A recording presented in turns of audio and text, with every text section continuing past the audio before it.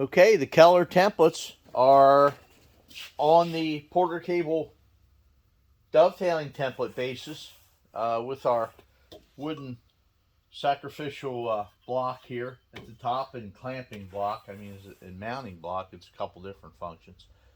Anyway, I went ahead and routed both sides of the dovetail. Pins on one side, tails on the other. And we'll go ahead, put these guys together.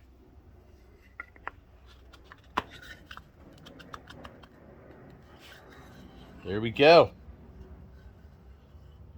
There's our through dovetails, ready to be sanded. That's not a gap, by the way. That's just a pencil mark. So it works great. I think it'll save it a lot of time. Creates a little dovetailing station. And I don't have to constantly move things around and try to figure out how to hold the block. So it works out great. All right, have a good day.